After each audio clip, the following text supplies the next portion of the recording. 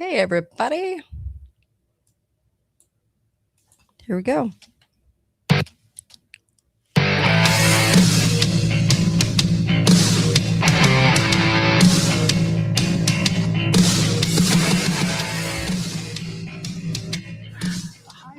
Is nature's way of aggregating the diverse perspectives of a population and maximizing their collective wisdom. And let's be honest, we humans are pretty smart as individuals, but in groups, we're not always that wise. That's because groups don't do a great job of combining their diverse perspectives. We use votes and polls and surveys. The problem is polls are polarizing. They drive us to entrench, exposing and reinforcing our differences, but doing nothing to help us find common ground. A swarm is the opposite. It's flexible and dynamic, revealing where we agree most. In other words, swarming doesn't just make a species smarter, it makes a species wiser. We should be able to form a true superintelligence. And because the building blocks are people, tapping not just our knowledge, but our values and morals and sensibilities, the resulting superintelligence will not be alien, it will be human, just smarter and wiser. We might be able to solve some of the hardest problems we face, like poverty and inequality and sustainability. So the next time somebody uses the phrase hive mind as a negative, remember this: if honeybees could observe how we humans make big group decisions, like electing our leaders, or resolving our conflicts, or planning for our future, they might think we're the primitive ones. But not for long. In terms of their interests, that's the A team, but they always have the B team that they can run out. Jimmy Carter, when Richard Nixon makes the nation too angry, or the nation gets too riled at the Vietnam War, or something like that. This is where they produced Michael Dukakis. He's a team player to the establishment. In order to be accepted as a presidential candidate, he did homage to the arms race. We're talking politics today. Caffeine, you're on the bench. Xanax, suit up. The Kate Daly Show starts now. All right. How are you? That's a little hive mind for you. Everything is sustainability and climate-y and eugenics-y and abortion-y and all of those things. And we've developed into these hive minds. I'm showing a graphic right now. I want to show you something kind of interesting before I bring Melissa on. So we're going to be talking a little bit about what you don't know about the right-left paradigm, and a little bit of like what we have in common, what both sides, of the both tribes have in common, and whatnot. It'll be a fun hour. But I do want to say this, though, okay? So there's a couple of things.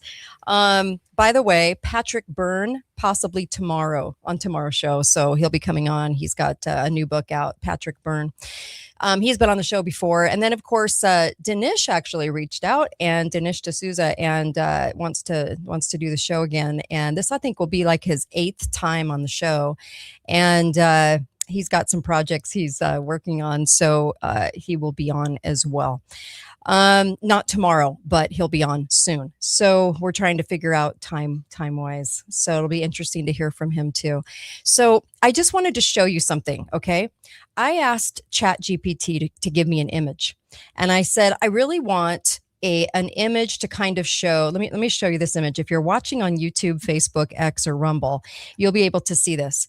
Now, I said Team A, Team B, Democrats, Republicans, and I wanted it to be over. This is what I told ChatGPT. I wanted it to be over the United States. You've got your masters, and then you've got puppet strings on the right and the left. Now, I didn't tell it to do this, but in the top of the graphic, it wrote "theater, not democracy." I was laughing because I'm like, well, of course it would. Of course it would put democracy, because they have now labeled it a democracy. And whenever I hear the news, and mostly on the left side of politics, whenever I hear them use the word democracy, I always laugh because I'm like, we're a republic. A democracy, you don't want to be a democracy. That means that the bigger group, the loudest group, which is usually the most stupid, because truth usually resides into small groups, right? So the loudest group is not always right. The loudest group is not always ethical and moral. And so you don't want just a democracy. You want a republic. A republic would be those individuals who would hopefully have high character. They don't anymore, because have you met who's in the Senate and who's in Congress? But what's fascinating about this is that it made the word democracy. So then I said, okay, now you have to put republic, and I wanted it big, and it didn't. It kept it small. You guys, I'm not kidding. This is so funny. So. Yes, Johnny Midas on YouTube. Democracy equals mob rule. Yeah, you never want mob rule. You want ethical people, where the group of people then hires the most ethical person with character to represent them. But that doesn't always mean mob rule, right? So that's why we have a republic. It was designed that way. We do not have a democracy. But I had to show you this really quick because it was AI trying to, again, insert its level of non-logic. Like, I'm going to insert an agendized term into this graphic for you without you even asking. And then I said, okay, I want you to show. So here's Team A and here's Team B, and here's some of the high profile Republicans and high profile Democrats, which, by the way, are all on the same team. And then I wanted to show Team A, Team B, because the clip that you heard was John Stockwell, who was in the CIA, talking about they insert Team A, then they insert Team B. If the country gets too riled up about Nixon, they insert Jimmy Carter, but the agenda is the same. I also wanted to pull your attention to this really fast before I invite Melissa on, and this was the headlines today. Okay. It's El Said, progressive rocks Michigan, big win for the left. Muslim Americans celebrate, president rages. Do you see the theater? Do you see the theater in the headlines today? Every single day it's this. Get riled up. This person got in because of election fraud, they won't say. And you should be very mad. To the right and to the left, see, the leftists got in. Well, behind the scenes, the agenda is the same, the narrative's the same, everything's the same, but they have to have this theater happening. So I just wanted to show this because I was just almost just laughing at the headlines today. Big win for the left. It goes right back to this, the hive mind. So Team A, Team B. But we're going to talk a little bit with Melissa about this, about lists, about what we have in common, about just about everything. But I also you know what? Let's start here. Let's start here. Okay. Melissa, how are you? I am good. Okay. I'm just wishing I could be the hive mind. Oh my gosh. I've always wanted to be a little bee. I mean, just a little bee. Did you hear that coming in? Being a bee, being a little worker bee is a good thing. Having a hive mind is a good thing. You guys don't look at it as a negative. It's super positive. I was just laughing. I just thought, oh my gosh, they're really selling us a box of rocks. Yeah, that's the narrative. You just go and be a little worker bee and you won't own anything and you'll be so happy. And the queen will tell you what to do. Yep. And stay angry at the other side instead of who's messing with both sides. But so let's go. I can't wait to talk about what you've got today. Well, this is a hat tip to a YouTube channel that I like and watch frequently called Wolves in Finance. And it's kind of a small YouTube channel, but I just he's very thought provoking. He's an accountant type. So he comes from a different angle than I usually think myself. But he did a little clip this week, it's a very short little video about something that he saw on Reddit. Okay. And we know that Reddit is the source of all truth, right? But, well, I mean, anyway, it's a good, Go ahead. Mm-hmm. This is not a scientific survey. It's just kind of an anecdotal look at what it is that those of us on both sides, what do ordinary Americans agree on?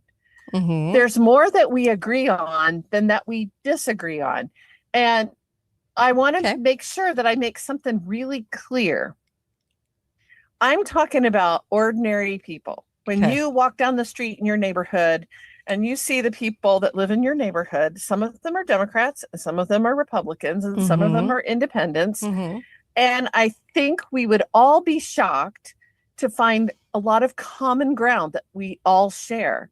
Because we're fed constantly by the media that Republicans are this and Democrats are that. Well, just look at the headlines. I mean, big win for the left, president rages. I mean, they're so instrumental in conducting this theater stage game every day to make every side like want to implode on each other. And you're right. I mean, well, that's because, I mean, let's think about why that could be. Okay. And we'll just spring it at the beginning here and then see if our facts stack up. Okay. I think the reason they do that is because there's no money in agreement. There's no money in peace. There's no money in cooperation.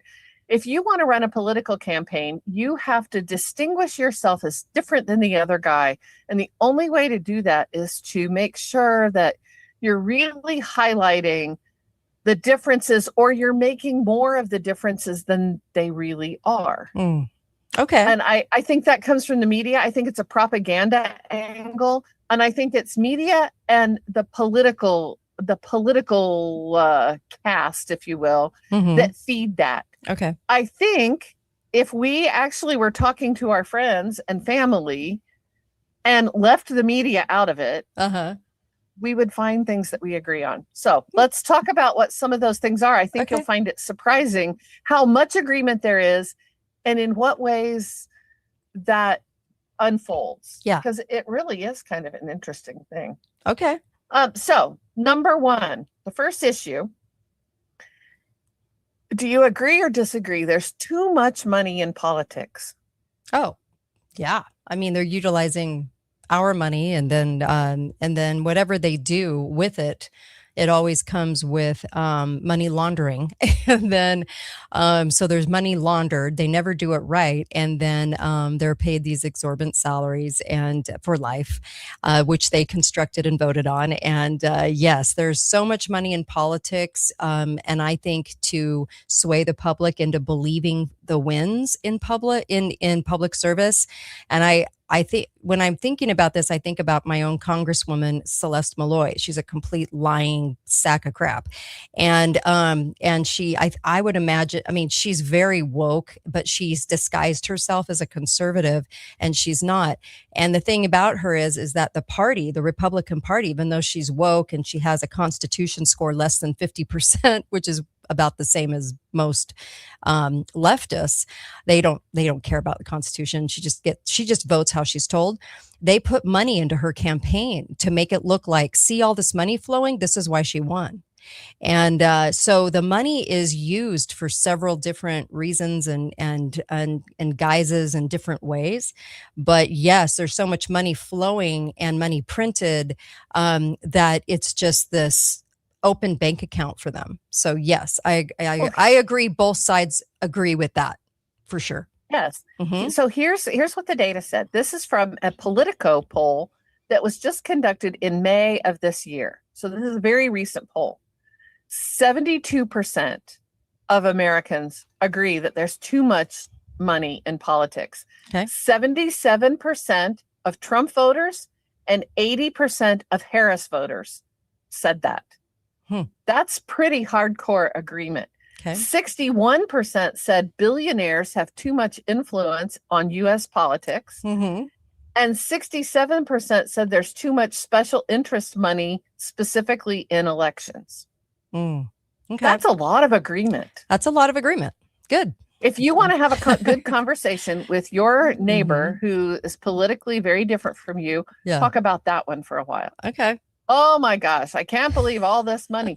And don't feel the need to defend the Republicans on this, because Republicans are saying there's too much money. They're not saying, oh, there's too much money in the Democratic Party and not in ours. There is bipartisan agreement that there's just too dang much money sloshing around in the hands of politicians. Right. And I agree with that almost entirely. There's been several other polls that come out with almost identical results. There are 3 polls that are named here that all show the same thing. 72%. You're more likely to agree with your Democratic neighbor or your Republican neighbor, as the case may be, that there's too much money. Okay. What's the next one? The next one, issue 2. Term limits are needed in Congress. Okay. Now, what? Okay, let's start with 72% as our baseline. Is it we'll play the prices right, higher or lower? I don't know. This comes from a McLaughlin and Associates poll on term limits. 83% of voters say that there should be term limits on Congress. 85% of Republicans and 77% of Democrats and 84% of independents. That's an interesting one because I don't agree with it. I don't agree with term limits, and I'll tell you why. In general. So the term limits they have those for presidency, right? So they already have them. Have they worked? No, because they control elections. Okay. So they'll just get in somebody else that is going to do a worse job than the person before them. But I don't agree with term limits because it stops us. We think that the mechanism for doing what's right is going to be in the term limit and not the character of the person going in.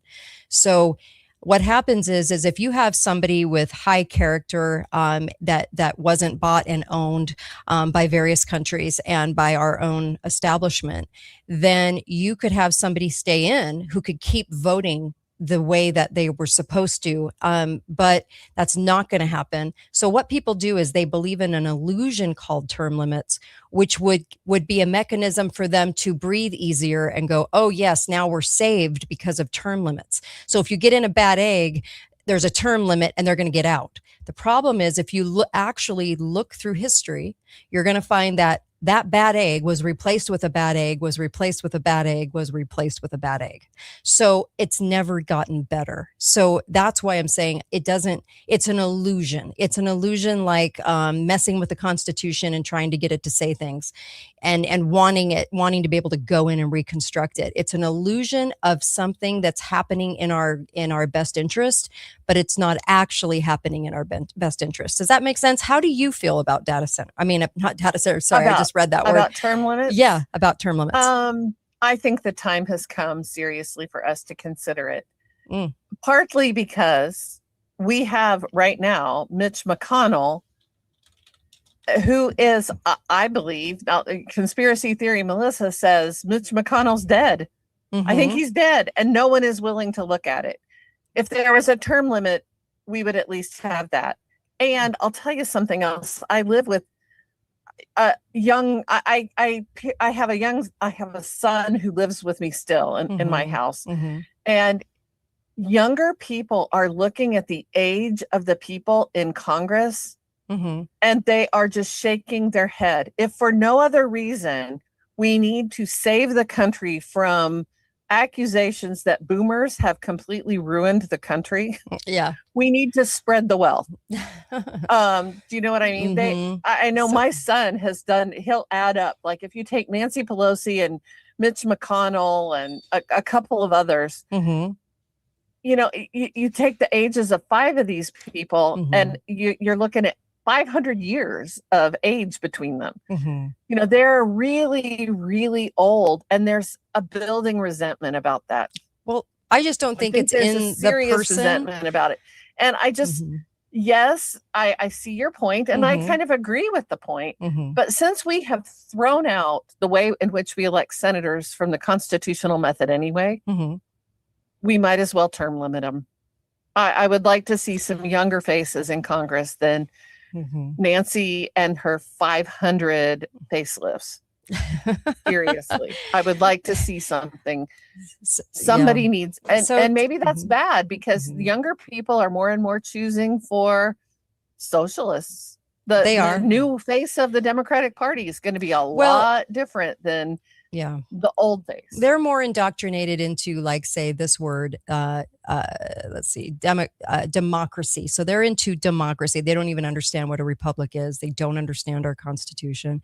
I think most of the younger folks, I know they know there's a problem, but I don't know that they know how to resolve that problem. And the only resolution is in not having a software-laden election fraud. So if the government controls their own elections, the parties actually are controlling their own elections, then we live in a banana republic. And because of that, I don't think term limits, I think, are like a show pony. It's like term limits are like for the characters in the theater, the characters in the show, but it's not. Because you remove a character you don't like, another character comes in, but they will be just as bought. So the agenda moves forward, but it makes us feel better. So that's why I'm against. Well, I'm not honestly, for term limits. At this point, I'm about feeling better. I mean, seriously. Okay. Sometimes some of this is so depressing. If that makes us all feel better, then let's feel better. We need to quit being so depressed. I just would hope that in the event of feeling better, that we understand the bigger picture, because if the bigger picture is what I'm talking about, and the reason that I wouldn't be out there just thinking term limits is the solution, I'm just hoping that we see the bigger picture of both sides being owned. The poll didn't ask whether you think term limits is the solution to government anything. Okay. It's just, do you think we should have term limits? And yes, I do. I do think we should have term limits. I think there comes a point at which some of these people just need to be gone. They need to be gone. They need to go away and leave us alone now. And, if you can force some of these people out, then at least you have a shot at making a change. Even if you can't, even if Nancy Pelosi's district is always going to be represented by someone who's like her or worse, at least there's a chance. But unless we change their mind over time, but it would help to reduce a little bit of the machine nature of certain elections. See, I don't think it would. And I honestly go, the way my mind thinks is, unless you get rid of election fraud, then they pick bad egg after bad egg. It doesn't matter who they prop up. It's a young face, old face, however they hire them, just like in the case of Alex, they hired somebody from 10,000 people and she won the casting call because she's the most idiotic and can be told what to do. And she sounds the most moronic. And the leftists go, yay, Alex. And I'm like, you got to be kidding me.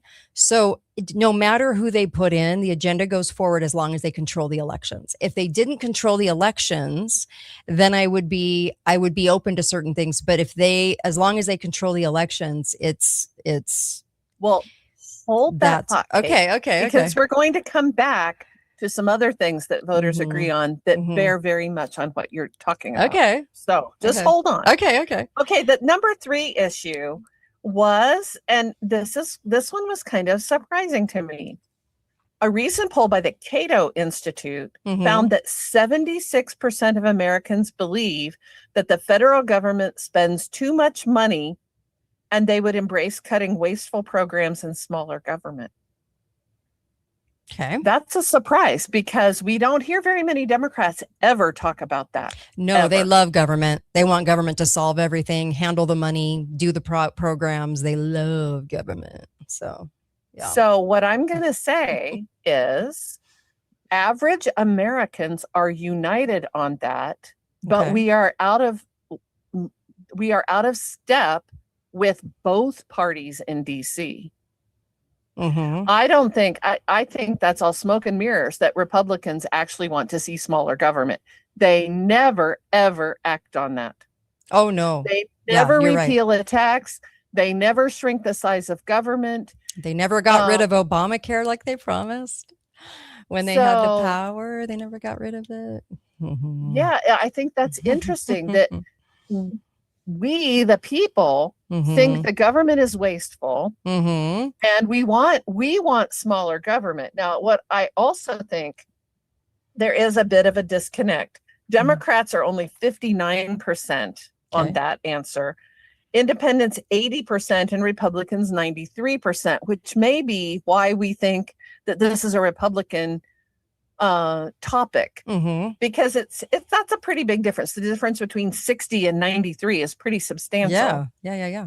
However, when you take all Americans together, it's almost 80% Interesting. of all Americans, regardless of political persuasion. Interesting. Okay. Yeah. So the other piece of that is wasteful programs. Government, a lot of people are saying the government spends too much money. This is a really interesting number. Some people call it waste. I call it money laundering. Well, yeah, a rose by any other name. Let's right? be real. Yeah. Yeah, how much money is wasted is interesting. Okay. 56% of Americans said the government is almost always wasteful. I agree with that one. They are. The Partnership for Public Service in 2024 found that 74% of people believe the government is corrupt, 85% considered it wasteful, and 66% said the government is incompetent.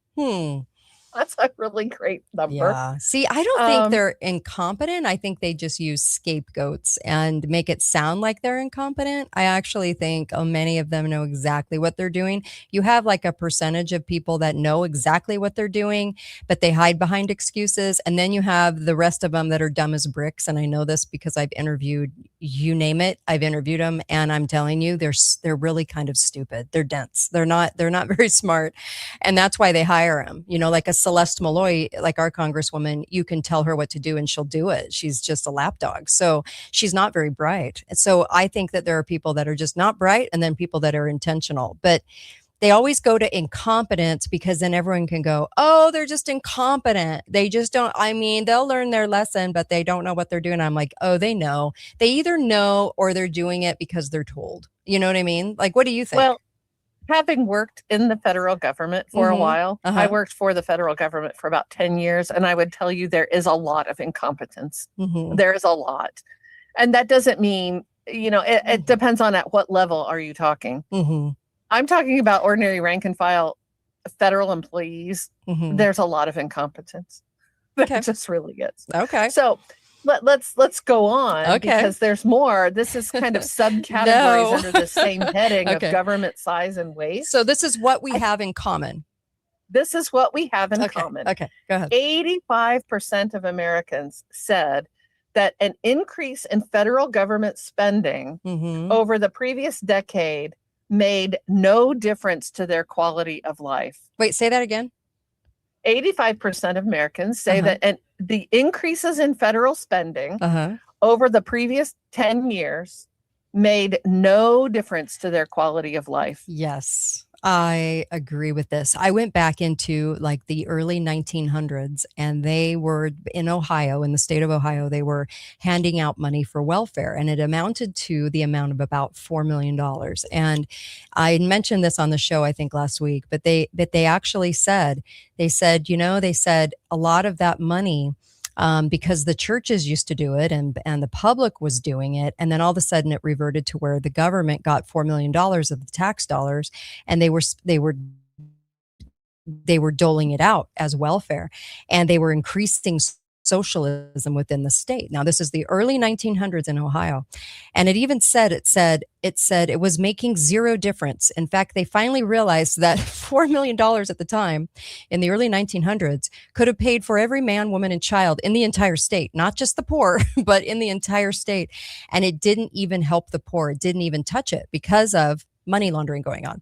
So the money laundering was going to those heads of the situation, right? That were the ones that were administering the money, the control mechanisms of the money, but it wasn't actually going to the people. But the leftists are so stupid that they would actually believe that it was going to the people. So they would pat themselves on the back every day and go, oh, look at what a good thing we're doing. We're diverting money from the tax dollars into helping the poor.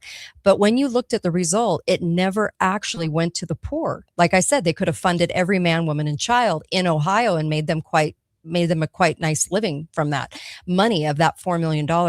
So even back then, they realized that these socialistic programs were were an enemy to the republic. They weren't even helping. And the churches and the private people did more, vastly more, in helping people survive being poor or if they were in an emergency.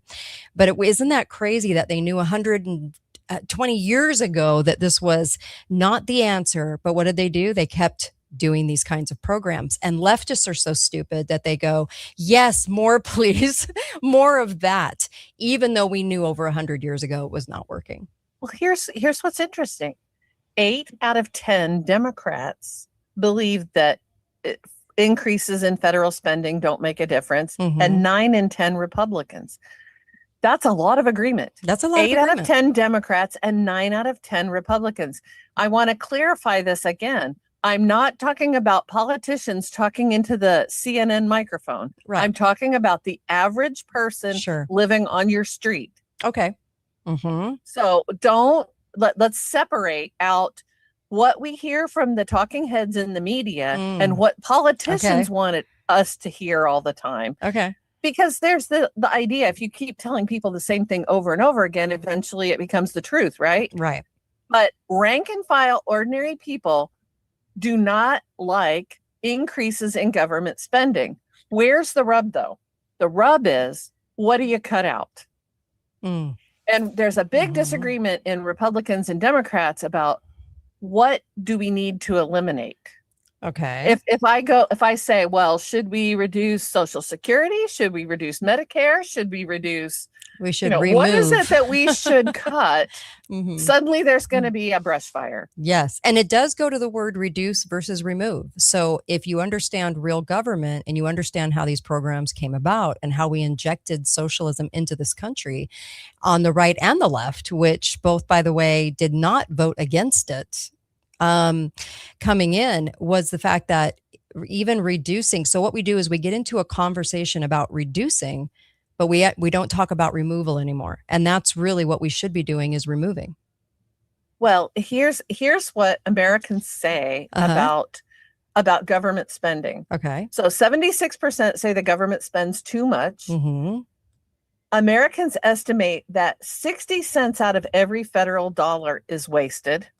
60 cents. That's what we believe. Okay. 60 That's what we cents out have of in every common. dollar. Okay.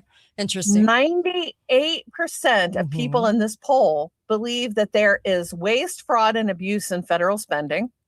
That's almost everybody believes that. Yeah. 99%. There's nobody out there going, oh, I just think they're so honest. Nobody But there that. is 25% of the country that thinks that they're doing a good job with the money that they take from us, that they plunder. That means they're taking it illegally from us, taxing us to the hilt. That means 25% of the country actually does. I mean, I love that a high percentage actually realizes that there's taking money and spending it in waste. Yes. But the 25% of the country thinks it's great. I'm like, ouch. No, it's 98% think that it's bad. I thought it was right? 70. I thought it was 70 something. Sorry. Well, 76% said they spend too much. Oh, okay. But 98% believe there's waste and fraud in government. Okay. So, but 89% of people, for all the hullabaloo about the Doge stuff, 89% believe that the federal government spending should be audited. Okay. Who knew that? Right. Oh my gosh, we're going to have a fit about that Doge stuff. Well, who was having a fit? The people who have their hand in a till. Yeah. That's who had the fit. Right. 64% said reducing government spending would help the economy. And 64% want to address federal deficit spending through spending cuts rather than tax increases. 64%. Those are pretty substantial numbers. Yeah. That's not a small number, but we don't ever hear, aside from maybe Rand Paul, that talks about any of this. Why don't, the question we should be asking ourselves about all of this is, why don't they talk about these things? They don't talk about it on the campaign trail. They don't talk about it in their press conferences. These are things that voters think are important, and it's just crickets out of DC. Yeah. Notice how they always talk spending cuts or reducing government, never removing it, never taking these departments and ending them. It's kind of interesting, the word choices and the things that we actually say and talk about in the media, like you mentioned the media before, the media is really good at mastering the conversation so that you only use certain terms and certain ways rather than pointing out to the populace that most government could be removed tomorrow, needs to be removed tomorrow. It's so interesting to me how that works. Isn't it to you? Well, like just the conversation. Why is censorship such an important issue? Right. Because they have to, if we can listen to alternative voices, then we have a different perspective to compare their rhetoric against. That cannot be allowed. They have a certain perspective, they have a certain way of manipulating us, and they don't want us to hear anything else. Yeah. Look at the vilification of Candace Owens for an example. Okay. Whether you agree or disagree with her, I think she has a perfect right to say it, and we have a perfect right to hear it. If you don't believe her, that's fine. Don't believe her. I think a lot of what she says is true. I think a lot of what she says is true. I just think they divvied it up into groups within the Republican Party so we could be at war with each other. In between Team B, there's Team C, D, and E, like all squished into Team B. So it's like so that we are warring factions. But there's a lot let's move on to the next one. Okay. This next one is a hot button issue here in Indiana, of all places. Okay. Issue number 4 is ending daylight savings time. Okay. So what we have in common on that? 64% of Americans want. Now, this is a nuanced thing. What they want is they don't want to have to change their clocks. Okay. And they think that ending daylight or adopting, there's a movement afoot right now to adopt daylight savings time all year round. So let's explore that issue. There is reason why we don't go on daylight savings time all year round. The first thing that everyone needs to embrace is that you can't change the number of hours of daylight there is. And I hear this all the time in Indiana. Oh my gosh, it gets so dark so early in the winter. And I'm like, it's not going to change. We only have so many. We live in the Northern Hemisphere. We're going to have dark days in the winter. That's a fact. Yeah. If we went to permanent daylight savings time, and this has been done in the past, it was done during the energy crisis in about 1976, I think. Here in Indiana, if we went to permanent daylight savings time, the sunrise would be after 9 a.m. in the morning. And it would still get dark at 6 o'clock. Okay. So people who are sleep experts say this is very bad. It is very disruptive to our circadian rhythms. And we need that morning sunlight in order to get up and be energized. Now, when they did this before, Congress, I find this to be a fascinating little history tidbit about it. The adoption of permanent daylight savings time is only ever voted on by Congress in the summer when we have these long, lovely summer nights. It's almost always repealed in the winter when people have to deal with what a 9 a.m. sunrise feels like. Okay. So it's been repealed. It was repealed a long time ago. The sleep experts actually advocate for a permanent standard time, Eastern, like we would here in Indiana, I would be on Eastern Standard Time, which means I lose those long summer evenings, but I do reclaim some better sunlight in the morning when people are getting up. When they repealed permanent daylight savings before, it was because there were something like 12 or 15 children that were hit standing at their bus stops in the first 2 weeks of that. Because they're standing at a bus stop. Elementary school children are standing at a bus stop in pitch dark at 9 in the morning. Okay. And it makes it harder for everybody to get up. So there's all this agreement. Oh, we got to do something about changing our clocks. All right. But nobody really, we're just, that's just kind of a knee jerk thing. Yeah.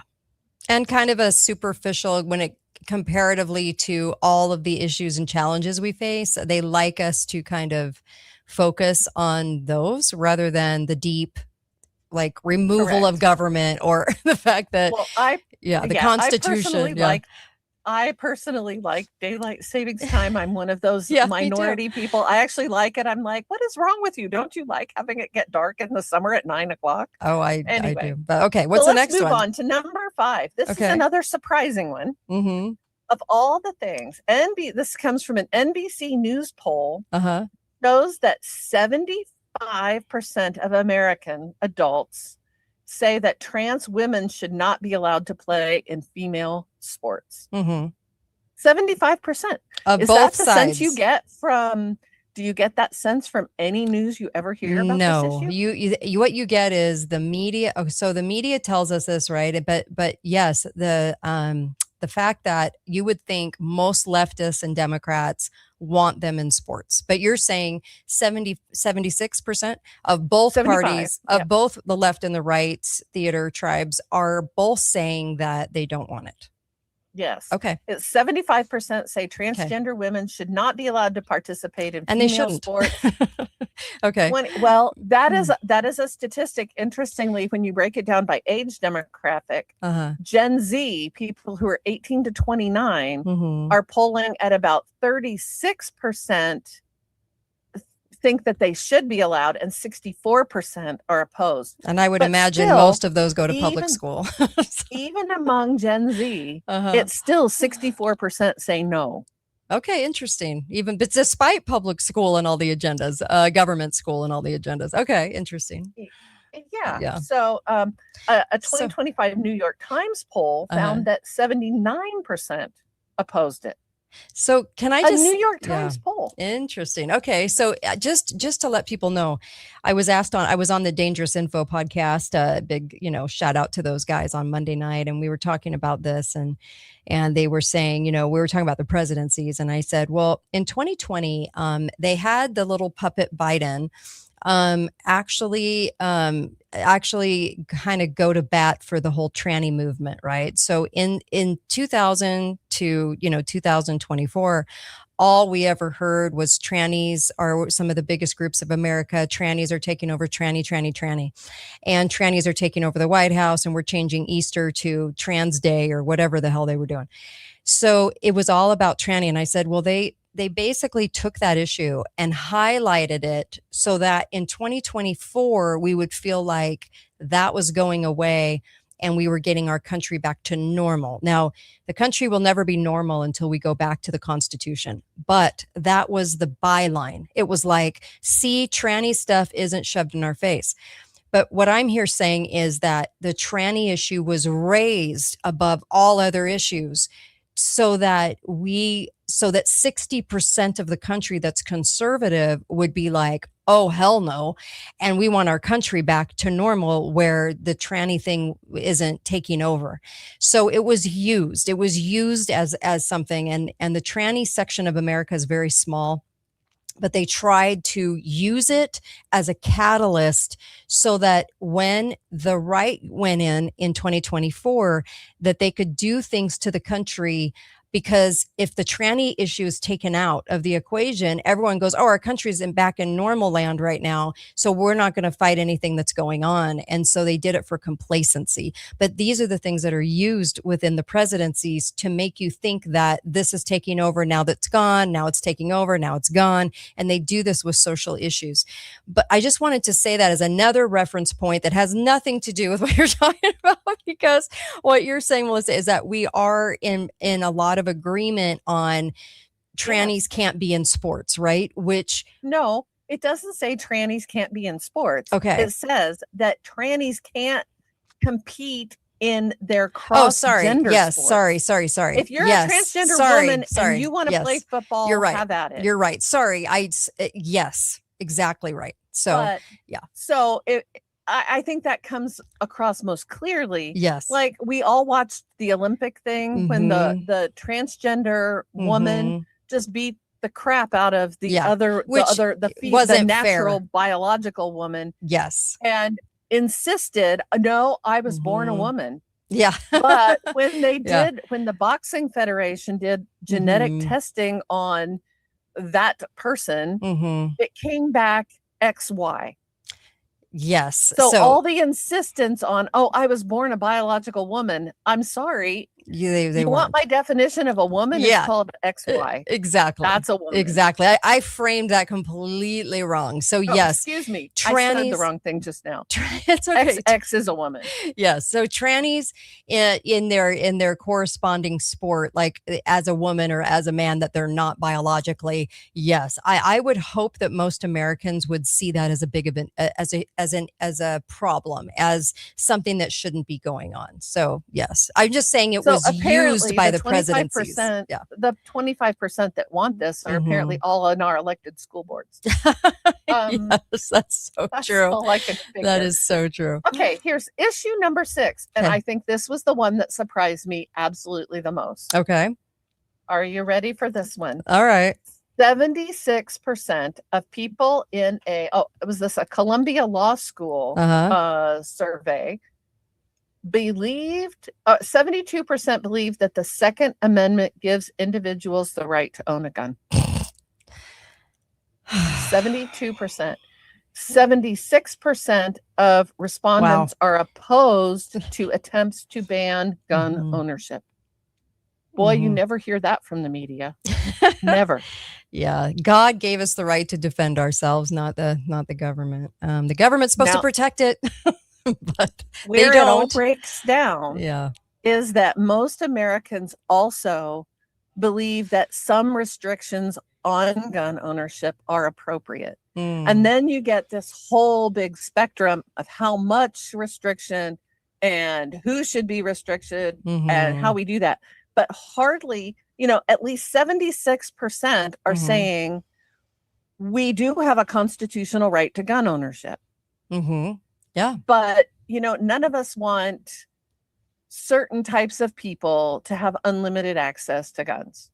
Yeah. But I people do think who are in mental institutions do not need to own a gun. Right. But I do think we do have mechanisms in place, but the leftists act like we don't. So the leftists are all about trying to control that issue more and more, taking out piece by piece of our Second Amendment, which is so ridiculous, and trying to transform it. But well, there's a broad gap between what Republicans and Democrats will propose about gun control or gun restrictions or however you want it.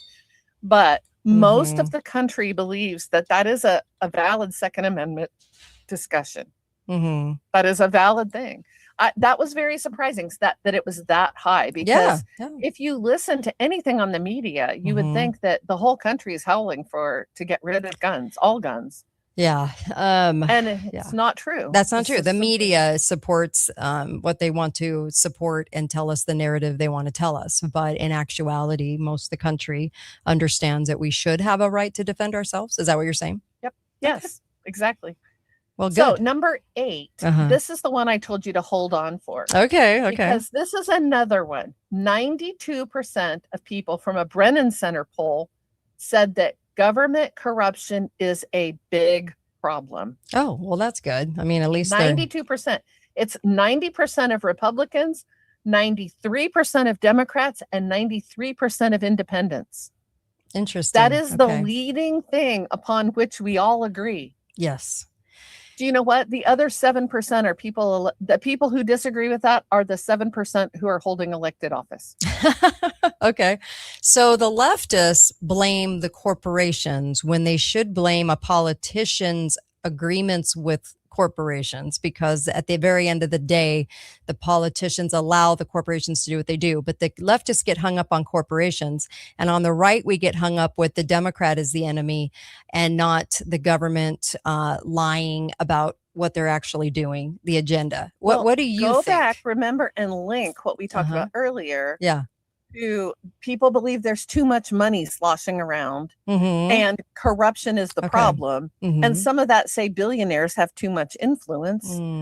and you have a really interesting picture of what the American public actually believes about its government. That's interesting. So the media tells us, I mean, if you just listen to media, which is owned by the government, it's the government media, just like we have government schools, which we say are public, but they're not, they're government schools. So the government media shoves in our face a certain narrative, but you're saying most Americans obviously understand that something is very wrong. Well, I think what the problem is, the disconnect is what's wrong. So which part of it is wrong? So if you ask me, we don't abide by the Constitution anymore. We do everything in our power to ignore it and grow government. Right. So, but a leftist would not agree that they agree there's a problem. They just wouldn't agree with that being the problem. Well, here's what's interesting. 85% say, and this is the leading number on this survey, that Congress is the corrupt. It is the biggest source of corruption. Congress. That's it's so Congress. funny because congressional problem. Well, yes, because they hold the purse strings, right? They hold the money, and so that's why it's every 2 years that we reelect. Well, not reelect, insert selection. Every 2 years rather than a longer term for a senator. So yes, I think they have more power than the Senate. Congress implies both of them, House and Senate. Mm-hmm. But only 68% view the presidency as corrupt. Oh, interesting. Presidency has the most theater, but yes. 62% say the Supreme Court is corrupt. Oh, 100%. Yeah. I mean, I wish 100% saw that. Yeah. What was the percentage? Those are very interesting numbers. What was the percentage? What we need to do? What was the percentage on Supreme Court? 62%. Wow. Only 62% actually seek are bought and sold judges. Interesting. Okay. That's just the Supreme Court. That's not all judges across the board. No, I know. The Supreme highest Court federal level. Yeah. Interesting. So 68% on the Congress, 85 on the Congress, 68 on the presidency, 62 is the Supreme Court. That means our three branches of government are viewed by a lot of people as corrupt. Yeah. And that's a problem. So if we want to begin to build bridges, and I think we have to build bridges with our friends and neighbors first, we can have those conversations, and I think there's the opportunity to have agreement at lower levels first. So talk to your neighbors about government corruption. Ask them, how would you solve it? We should be thinking about how would we solve it? Right. So I think there's power. We have power we have not yet picked up. Okay. And this is one of the ways you can pick up some power Yes. by starting to talk to your friends and neighbors about the things you agree on. So you're talking about kind of the bridge. I actually wrote an ebook on the bridge, how to talk to your friends and neighbors. It's at katetalks.myshopify.com, along with the cancer one and the AI one and everyone else, all the other ones you need to have to tell the truth. But the bridge. So you're finding a bridge in which you could introduce a conversation. What I would say is introduce the conversation of removal, introduce a conversation that doesn't use the word cut, but remove, introduce that government isn't just spending wrong. They're much too large, that we need to get back to the Constitution, and that the Constitution isn't some ancient document and that as long as it's still in place, we still have a chance. But it's so interesting to me how the conversations have changed through the years to like, what should we cut instead of what we should get rid of? It's so interesting, isn't it? It's like we're all having, no matter right or left, we're all having wrong conversations about government when we should be talking about ending things and removals and things like that. But you never hear that. It's weird. I actually believe that we have to find common ground. Yes, to introduce any kind of conversation. If the conversation is about cutting, great. Yeah. It's a toehold. Let's talk about that. To start. Let's ask them, is there anything that you can see in the government that could be cut out completely? Yeah, true. Anything. Let's build on what we all already believe. Yep. So okay, number 8 is kind of a funny one. Okay. Number 8 is that chocolate is not the same as it used to be. Wait, what? I'm sorry, what? Chocolate. Like chocolate, is not chocolate? the same Okay. as it used to be. Are you serious? This is one of the questions. Okay. This is one of them.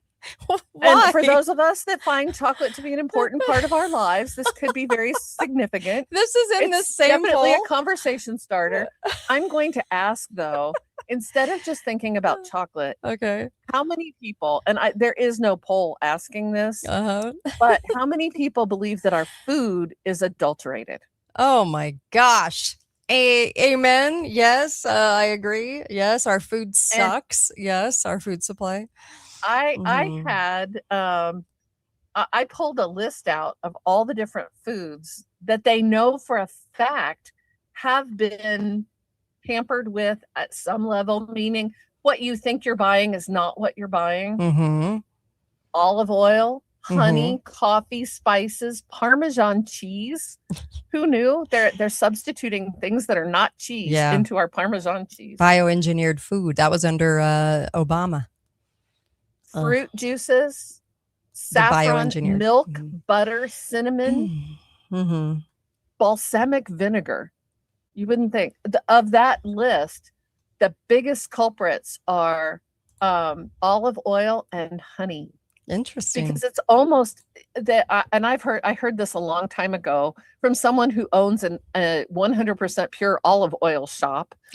That what you buy at the grocery store, even if you're buying, expensive olive oil coming from Italy, that in Italy, the olive oil market has been tainted for a long time. I agree. That's why I buy Atlas. It's from Greece. It's amazing. I buy Atlas olive oil. The link's on my website, katedalleyradio.com, because it's so high in polyphenol without having to pay for the high polyphenol. And that's what actually helps our health. It's called Atlas olive oil. But anyway, yeah. I mean, that's why.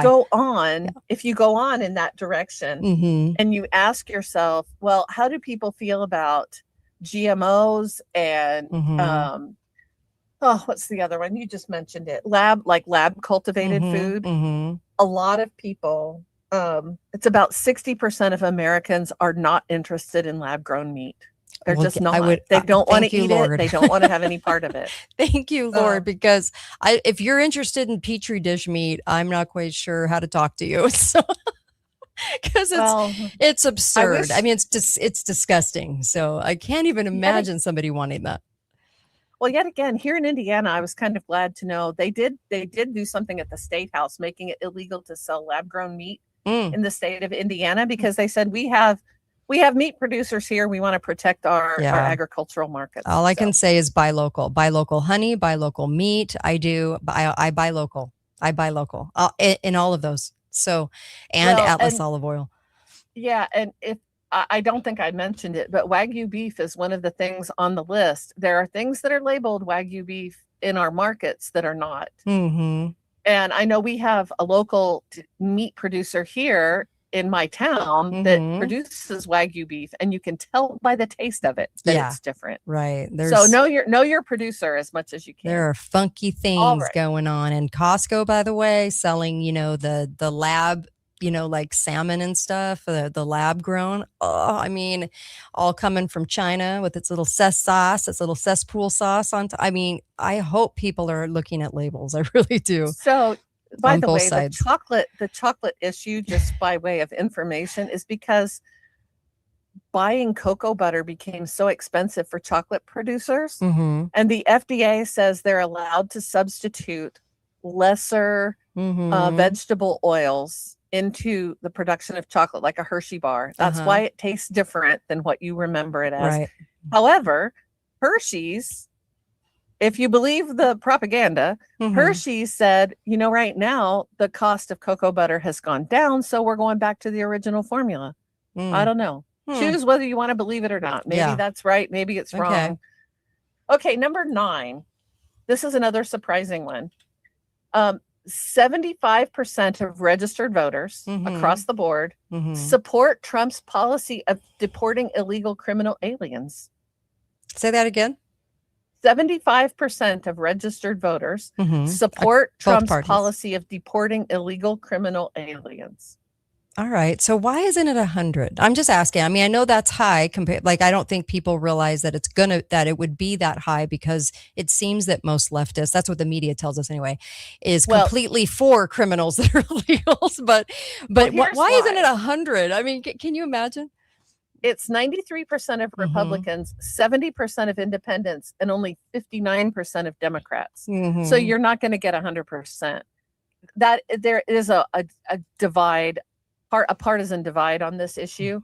But if you begin to say 80% of registered voters, you can bump the numbers up. 90% of Republicans, 79% of independents, and 71% of Democrats believe that if an illegal has committed a crime in the U.S., they should be deported.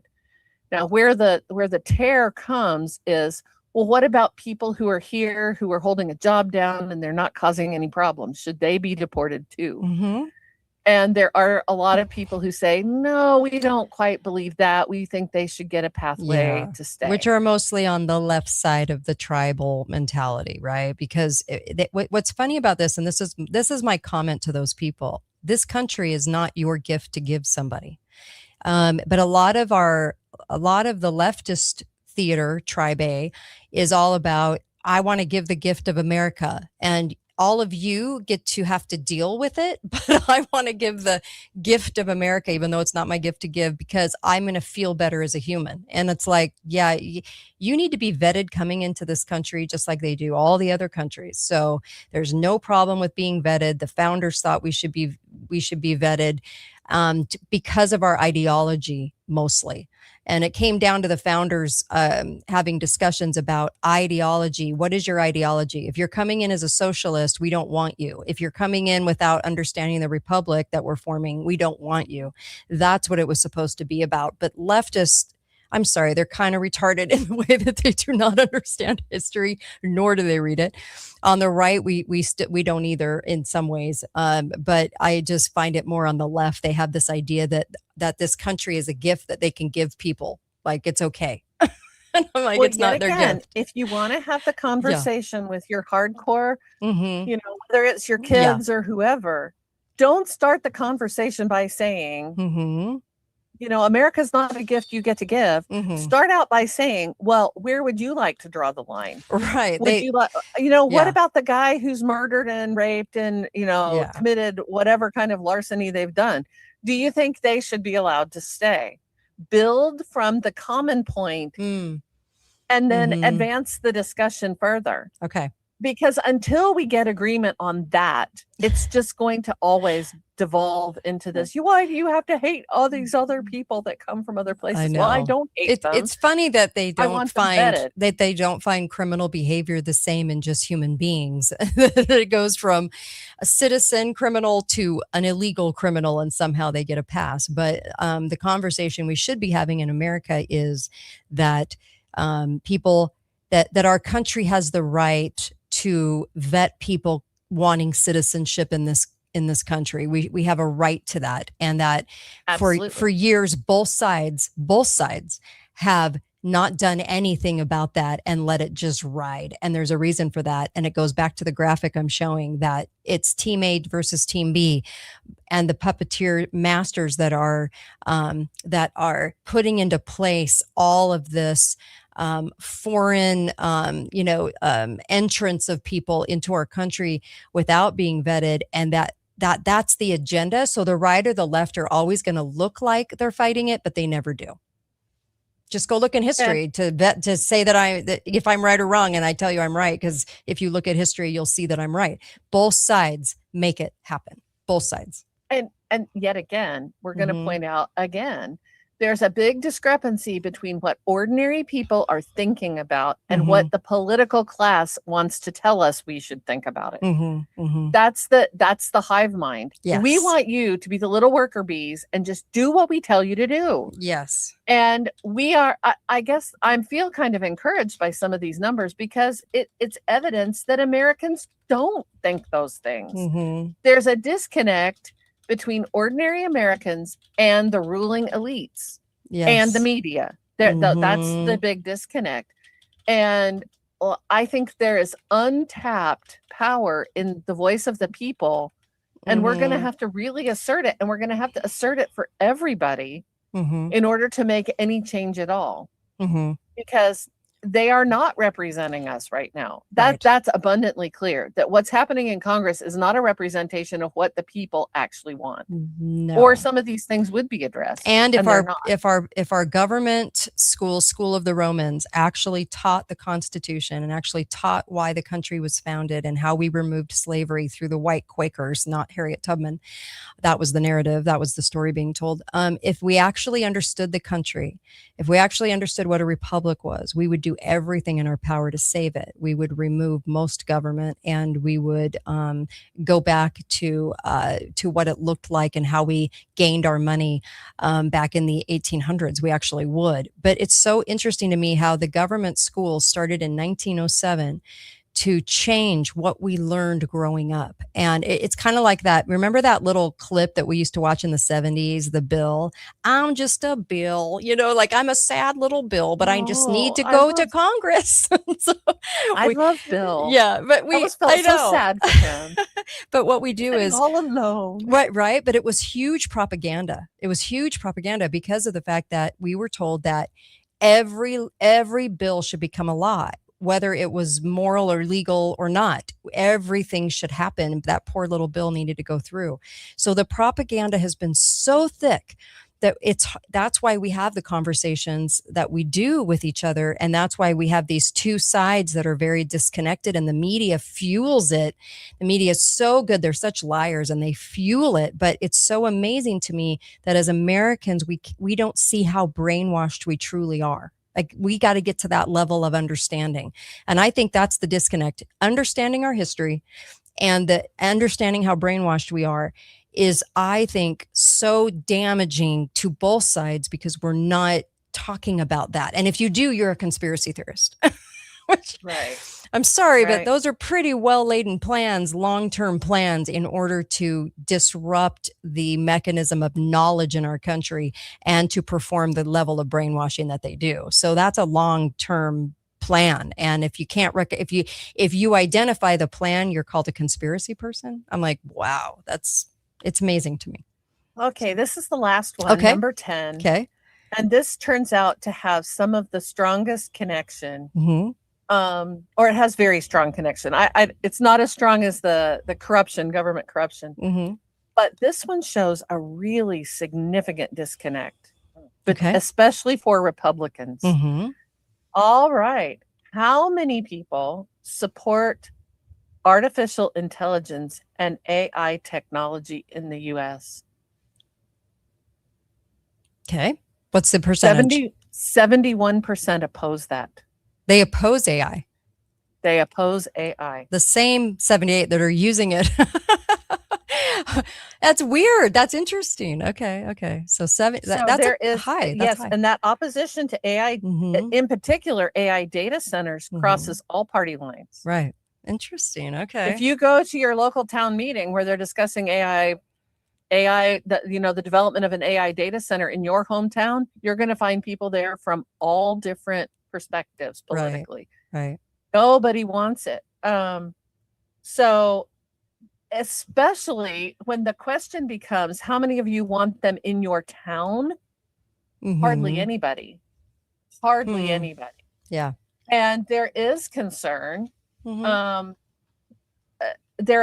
concern is, there's concerns over environmental impact, there's concerns over energy usage, there's concerns over government corruption, there's concerns about privacy and what are the AI data centers really doing. Do you find it interesting that the headline argument isn't over the abuse of the Constitution, but more about environmental? Isn't that weird?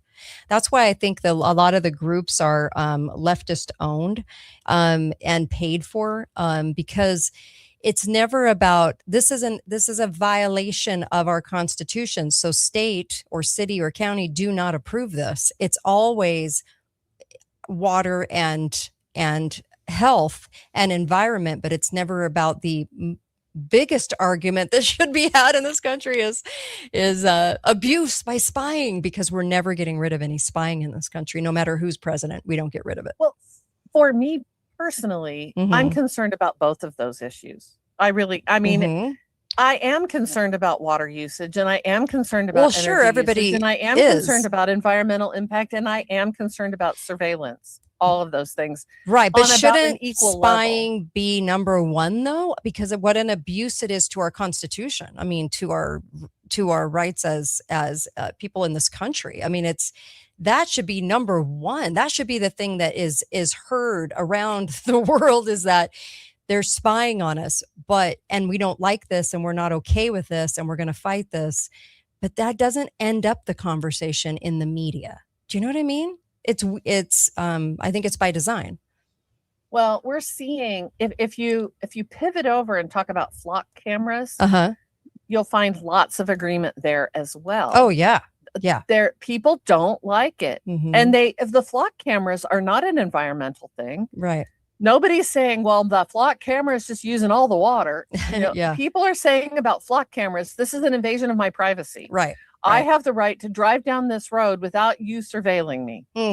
Yes. I have the right to move as I choose without you tracking my car or, scamming out data out of my phone without my permission. Yeah. So it's very interesting, but the disconnect, I'm so angry at my governor because he has been saying, I believe that every community has the right to decide on AI data centers for themselves. And then Trump came out and said, governors, you need to persuade your people. AI's data centers are going to come and they can't fight it. And you need to persuade your people. And we watched our governor flip-flop like a fish out of water. Of course. Yeah. He just flipped right around. I don't think he ever really meant that he thought that we should. I think what he actually realized was, I can take this position and I know that the people building AI data centers have millions of dollars and people in local communities in Indiana can't fight it. Yeah. We'll just buy their local town councils. We'll buy their farmland out from under them before they know what's happening. Yes. So he didn't have to take the hard position. But when Trump gave marching orders, he fell in line. That's not any kind of integrity. So, I mean, okay, on that note, I want you to comment on this. So a lot of people are coming to me and I'm getting messages about now people are anti-Trump. So a lot of people are confused. And I keep saying that the entire thing is theater. The entire presidency is literally a role they play with zero power. We want to think they have power, but they don't. Not the kind of power that we think, okay? And that the presidency has become all powerful, but it's a stage play. So I want to get your take on why the sudden anti-Trump narrative, okay? I think it's a narrative, but not for the reasons that most people do. You tell me what you think about that. Well, I think that a lot of us wanted to believe that a very rich man could actually represent us and fight the system. That's what we wanted. We wanted that very badly. We wanted to believe that. I think what we have seen, and I think where it changed for me personally, was the very bad handling of the Epstein files, believe it or not. I think when Trump did not come forth and was not transparent about that and is not still, a lot for a lot of people, the shackles kind of fell off our eyes. Like, who's he protecting and why? I just had a friend who I've been friends with for a very long time politically, and she asked me, why don't you like Trump? Can you explain that to me? Because I used to be a supporter of Trump. And I said, because he has not fulfilled his promises. And I think it's time we hold politicians' feet to the fire. Don't promise me one thing and then give me a lot of excuses after the election. So he promised America first. And he has not been America first. He has done the bidding of Bibi Netanyahu. And that looks bad for him. He's not been an independent actor, nor does he even pretend to be an independent actor about it. He says straight up, yeah, I love Bibi. He's my friend. We're going to help him out. He also promised to end the Ukraine war in 2 days. He could do that in 2 days. Did he? He promised no other foreign wars, and now we're in a war with Iran. So instead of being boondoggled by a politician's words, can we please judge them based on their behavior? And I don't think his behavior passes the sniff test anymore. He's been, the first shackles fell off my eyes right after the election when he brought all the AI guys out that he just loves so much. And I'm like, I don't love them so much. I don't trust them. I don't love them. I think those guys are bad actors. And Trump is all in on that. And he's out of step with the American people. He is a billionaire representing the billionaire class. If you think about everything from AI to war, which I think is generated to support and prop up the military complex in the US, or if you're talking about his undying loyalty and efforts to protect the Epstein class, all those things. That's why now you ask me, do I think it's all just theater? Well, what other choice do we have at this point to believe that it was so fast? His abandonment of his campaign promises without apology was very fast. Okay. So what else are we to believe? Okay. So this is okay. Go ahead and do me in now, Kate.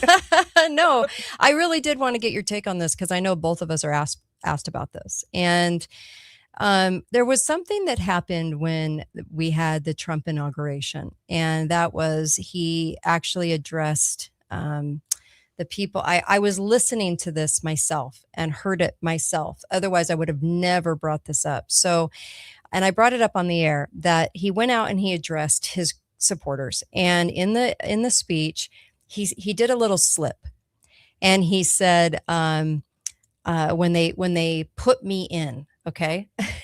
And he made a little nod to the fact that this is all theater. Okay. So they pick their president by the theater. That's why they inserted Biden. That's why they inserted Obama. It's all about the theater of the parties. Okay. So that the office of the presidency really doesn't have any control because it's about putting them in. So he slipped. Now, I went on to ChatGPT, onto AI, and I said, find me this speech. I want this speech in the transcript. I want the whole transcript of when he addressed his supporters. They took it out.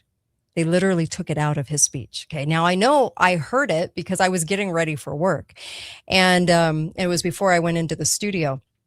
So I know what I heard. And so that's why, and I even went and wrote it down that he actually said these things. So, but they took it out. AI did not want that on record. It was taken out of the transcript. I will say this for people that that get caught up in personality, that get caught up, or am I anti, am I pro, am I a supporter, am I not a supporter, that the presidency has been controlled since the early 1900s. If we don't understand that, if we don't understand how it was taken over, and the person was chosen based on whether or not they would go along with the agenda. And as long as we understand that, no presidency since then has been completely on its own or viable as its own entity. And so in other words, they're not doing what they want to do.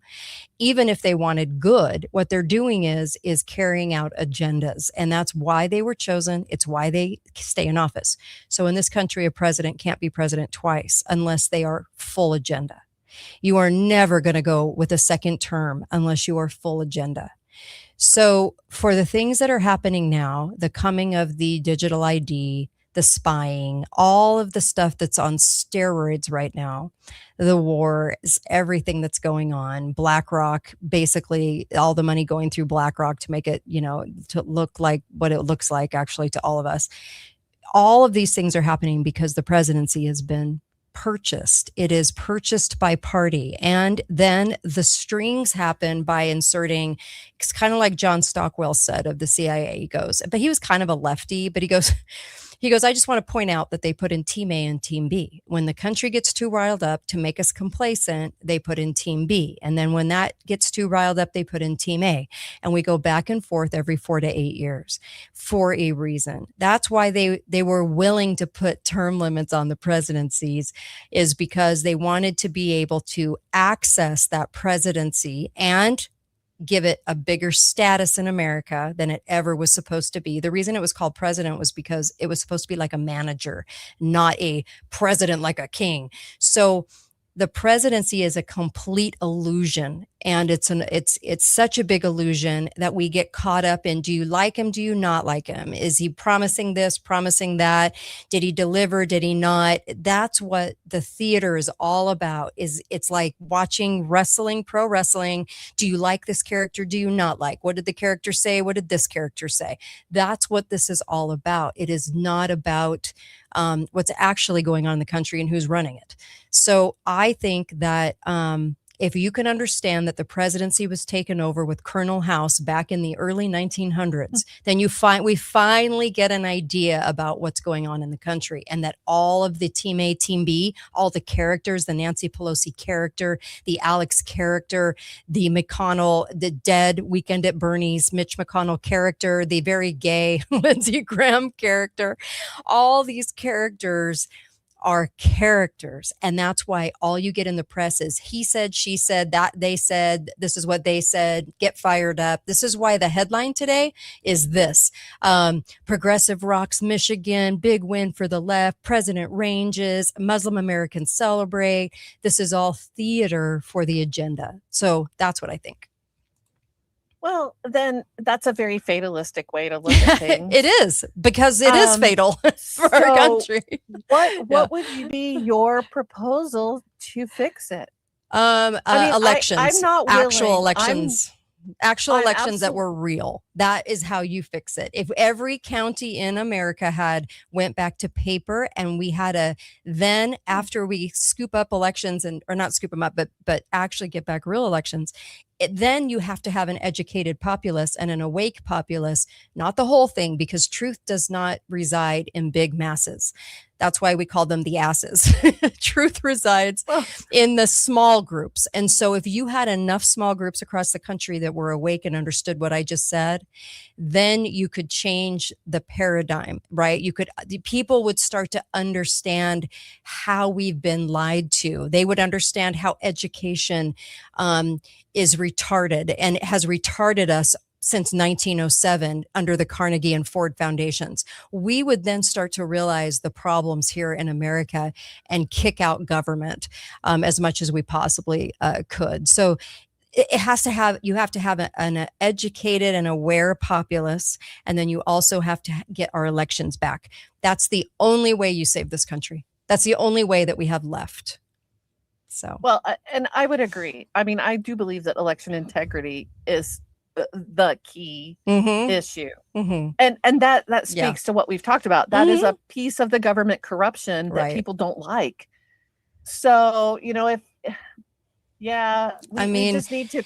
So when I say that, Melissa, I want people to understand this for just a second. When I say that, I'm not trying to be fatalistic. I'm trying to get people to understand that we have stood by, we've raised our families, and I'm guilty of this too.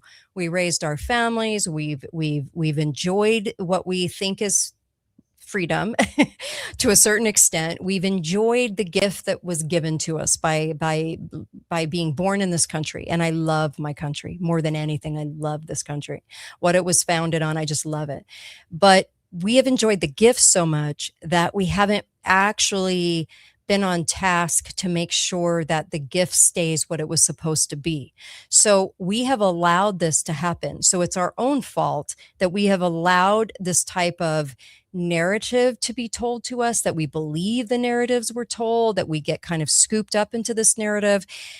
It's our fault. And that's why we only have a few items left to save us. If we were talking 75 years ago, this actually might have been a little easier to do with more options. But the only options we truly have left, because the software took over the elections in 2004, we are a banana republic without realizing it. Then what happens now to us is that we are only left with a couple of options. And they're the hardest ones, because to get an awake populace is very hard, since the CIA coined conspiracy theorist. If you say anything against what's going, the narratives, you're a conspiracy theorist. So it's made it almost virtually impossible for people to speak out of the truth, right? To speak the truth. COVID should have been a really big lie that everyone understood was a lie, a complete and total lie. It's just a word that they throw around. But people should understand how we've been lied to. But until we get to that, until we get to bigger groups of awake people, we can't get the country back. And I know it sounds fatalistic, because it is, because we've waited so long to see the truth that we're caught up in only having a couple of options. At least we still do have a few options. It's not over yet. We're not sitting in stalls yet, but I mean, it is what it is. Well, I want to believe, and I do. I think I'm less fatalistic than you are, perhaps. Maybe that's that Midwestern thing that I have, that we can, number one, I do believe that it actually does make a difference.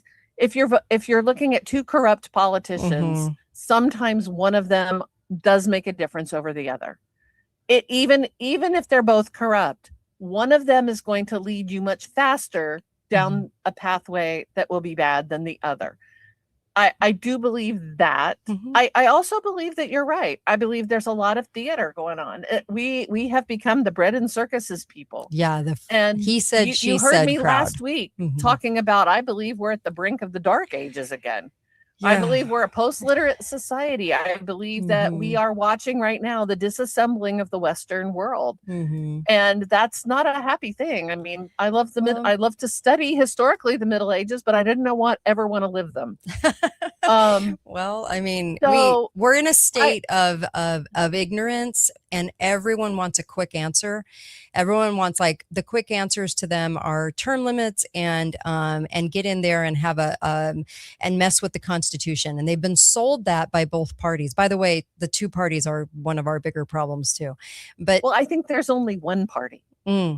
Yeah, there's one party really in Washington. The two parties to get mad at each other and think we're all at each other's throats and we're all going to kill each other.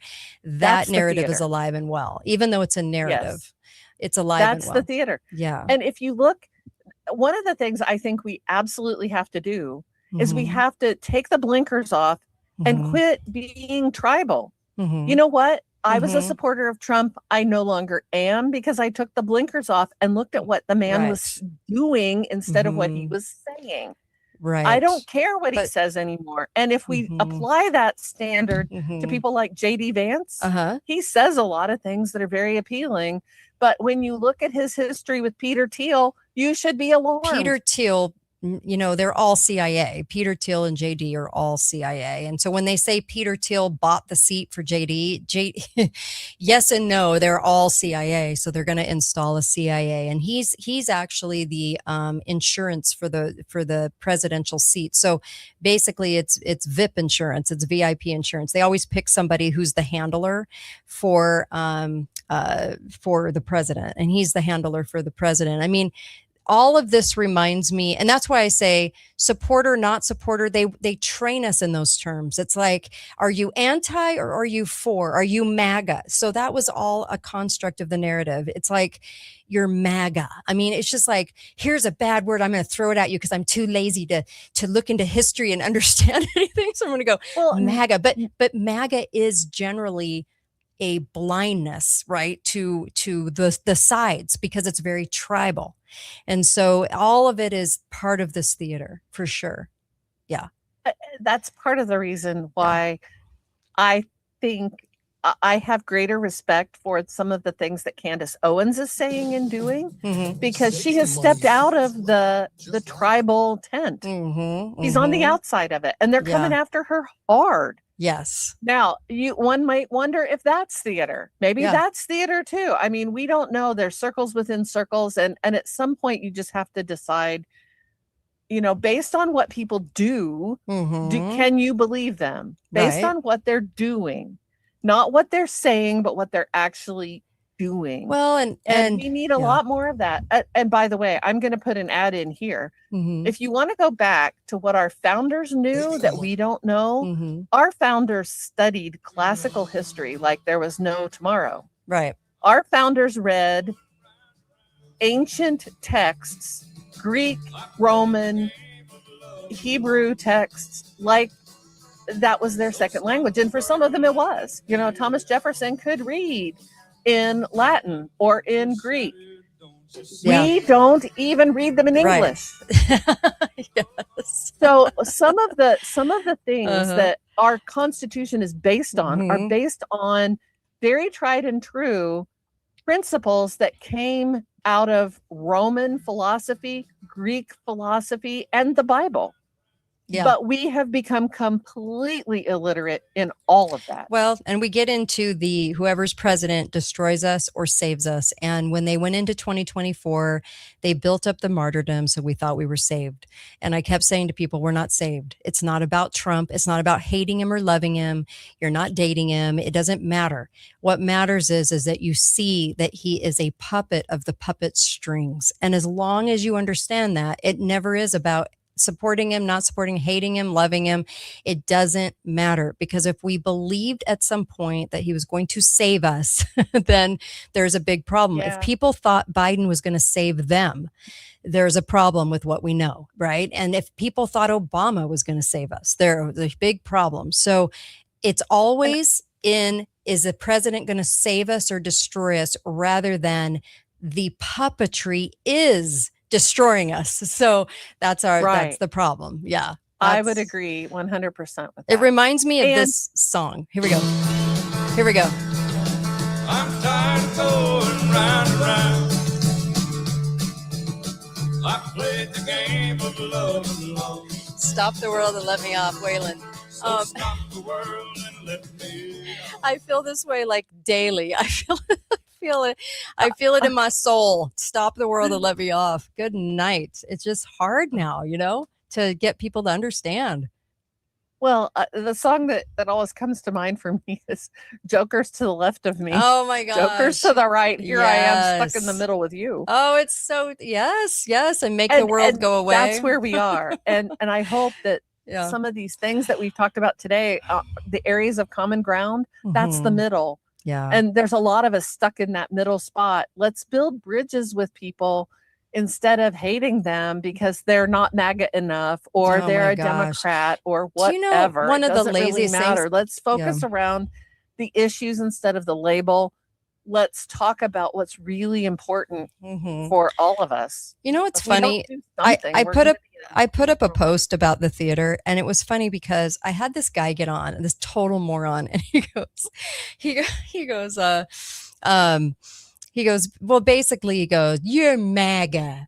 And I'm like, actually, I'm not any of that. I'm not any. So what are you talking about? Like, it's the laziest way to insult somebody, right? And people use it as an insult. And I always find that kind of funny because it is lazy. They just they're not educated to know what to say. And so they just go, you're MAGA. It's like that's okay. Like, end of conversation, and I mean, it's hilarious. It really is funny.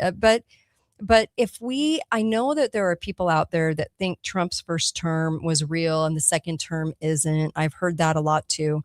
But all I want to say is, if you go back to Trump's first term, now I'm a registered Republican in my state and have always been conservative. Okay. But if you go back and you really analyze what was done in the first term to get our liberty back, okay, nothing.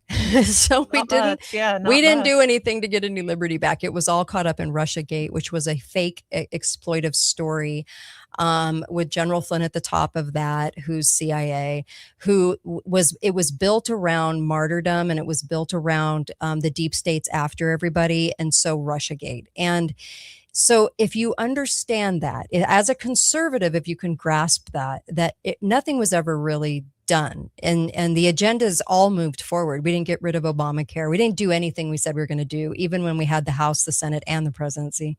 So on the right, we have the ability, I think, a little bit more say than on the left, to actually look at what we're doing and to dissect it and say, this isn't right, or Mitch McConnell is a joke, or Lindsey Graham was a joke, and all of this, Mitt Romney was a joke. If you're really awake and you're conservative, you're going to see the problems in your own party. What I always find kind of weird is that I don't see leftists do that.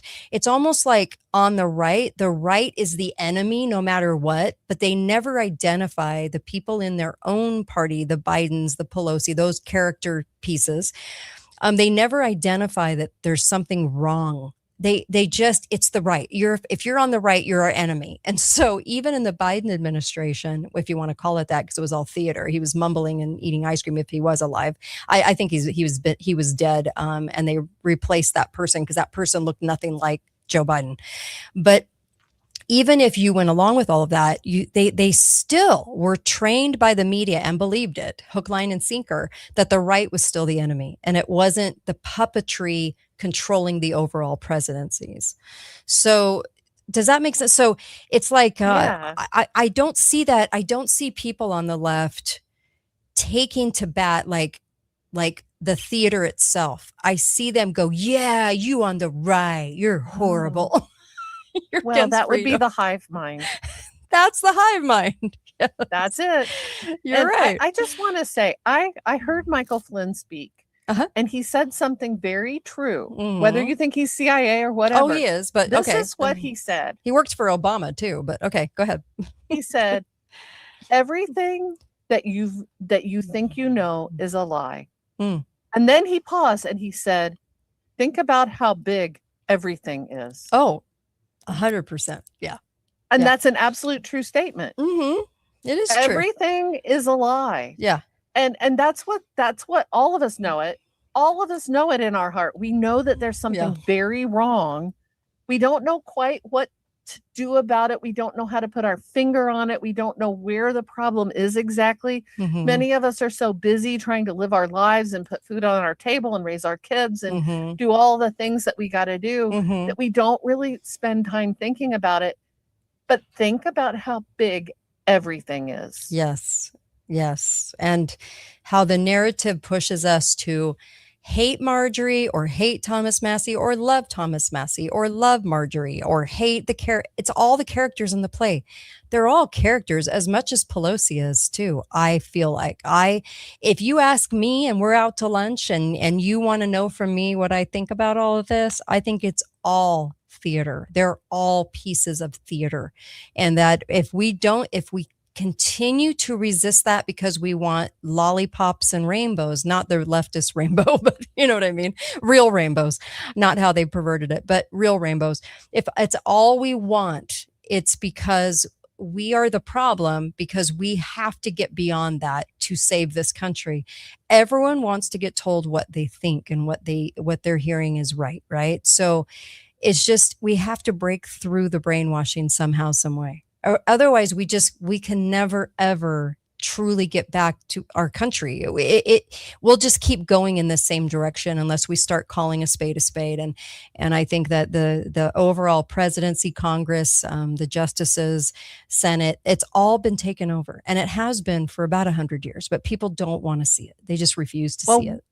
I'm going to just add this caution, though. Okay. We have to be ready. Yeah. Because I believe God is in the details too. We have to be ready for there to be a real candidate someday, even with all of this stuff going on. Yeah. We have to believe that there may be somebody out there that is the real deal, or else we're done. Yes. America we're done.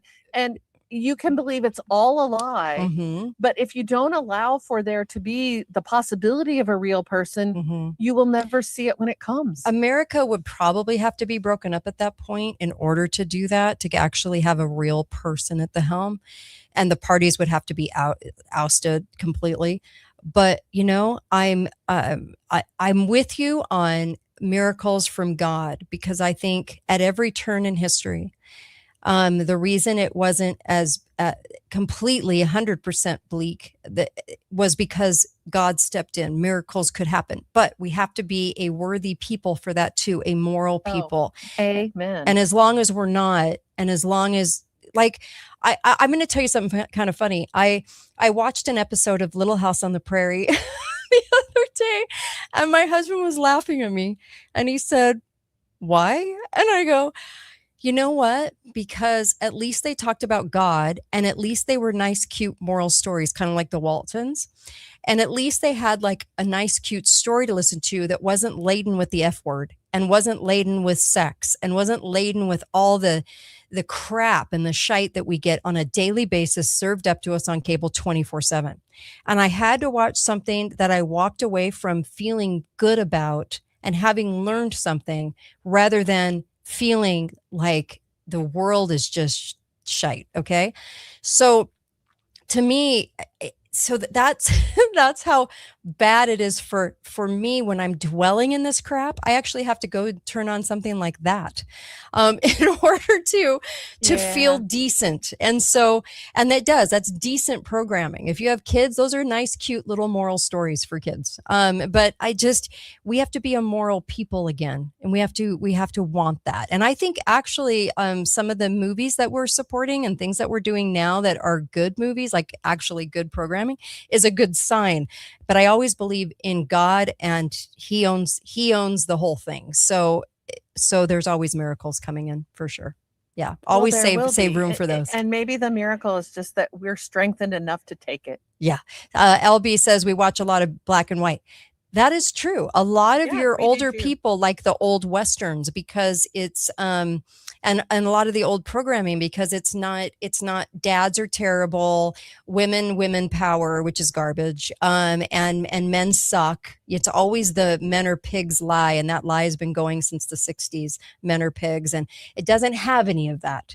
And so I understand why we watch that kind of programming, is because our programming does suck. It's awful, and it's laden with messaging at its core that men are stupid and horrible, and that gays and trannies are around every corner and in every show, and it's not true, because they're a very small percentage of what's out there, and it's just not representative of who we should be as a people. But it's directive, which means it's influencing us as who we are as a people. And that's my biggest worry with our media, with 24/7 cable, if you want to call it cable. But the programming that we have today is horrifying. So we just have to be really careful about what we swim in the muck with. You know what I mean? As people, we have to increase our character. I mean, all of these factors play in, and I think what you're talking about is we need to be, as a people who are taking individual responsibility for what we're feeding our brain. Yeah. You know, whether it's politics or whether it's entertainment, whatever it is, what are we feeding our brain? Are we feeding our brain things that are going to make us healthier and happier and strengthen our families and strengthen our country? Or are we feeding it the cultural slop that's being served up to us to destroy all that? Amen. And there's a lot of that. There's a lot of that cultural slop out there. Amen, Melissa. All right, you guys. And I'll be back tomorrow. So same time live. Love all your comments. I'm watching your comments, by the way, even though I can't comment on all of them, but they're great comments on the comment section. Go check them out on YouTube and Facebook and Rumble and X. And I really appreciate Melissa coming on board today. That was an interesting list. Thank you. It brought up a lot of good conversation to have. So thanks. Some Midwest common sense. Hopefully we won't go back to sheep. So I really appreciate you guys. Thank you. And I'll be back. Be faithful, be fearless. Make sure, by the way, I have to say this because please go get the ebooks. katetalks.myshopify.com. It supports the work. It supports the show. It keeps us on the air. And things aren't good for truth and media these days. So please support us, and go to katedalleyradio.com if you want to support us. Also, go get Cardio Miracle. This stuff, amazing product. Amazing. Cardio Miracle. If you're not taking this and taking in a double dose every day, something's wrong. So go take it. You'll feel so much better. I promise. So much better than how you feel now. It really has helped me. So appreciate you guys. Thank you. And I'll see you here tomorrow, same time, 4 p.m. Eastern, 2 p.m. Mountain. And love your comments, by the way. You can also call into the show live, and the number's on the screen. Thanks, you guys.